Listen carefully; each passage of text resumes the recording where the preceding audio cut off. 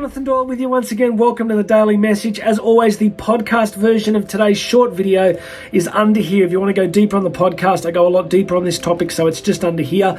And what else? Please make sure you're subscribed. I always say that. It's a big help. And finally, if you would like a free 30-minute, did I say 30 minute? I meant 30 minute, I almost said 30 second. Be a really quick call. 30-minute coaching call with me, completely free. I do not sell you. There is no obligation.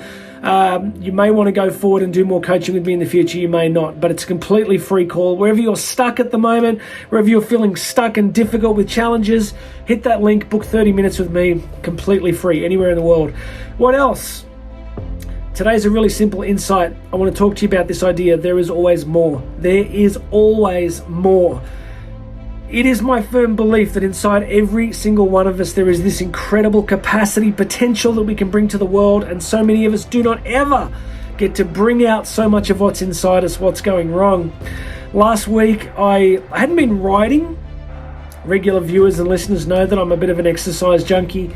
I hadn't been cycling as much as normal for about the last 4 to 5 weeks, been running, doing other things, a lot of travel.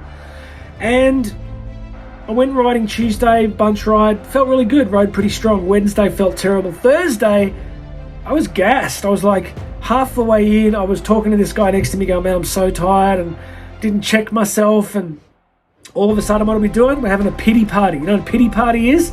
It's like you start talking about self-pity. Before you know it, you're going to find a whole bunch of people validating you in your pity, and you have a pity party. You're like, I'm really tired. What does the next person say? Oh, you're tired. Me too.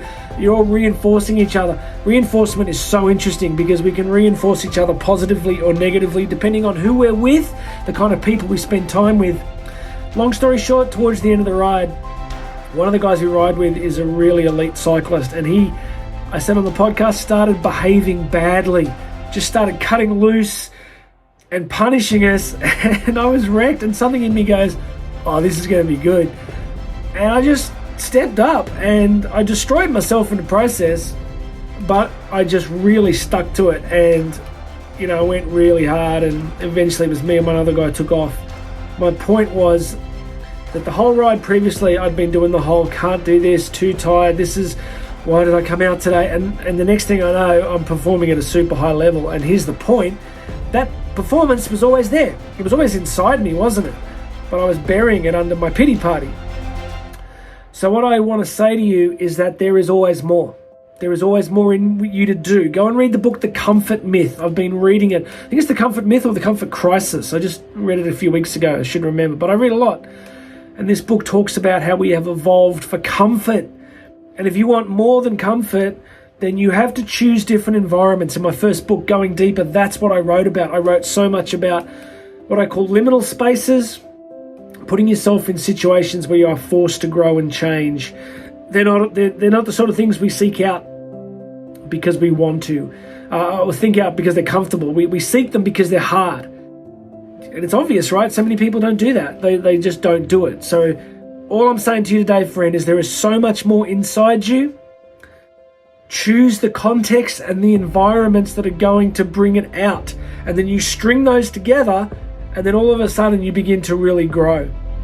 You look back and your identity changes, right? Because you do this more and more. And those experiences of overcoming lack and limitation then create a different sense of identity. That's how this stuff works. Once you do X, you become the kind of person that can do X, and then your identity shifts. All right, please make sure you're subscribed. Go grab that free coaching call. My name's Jonathan Doyle. You and I are going to talk again very soon.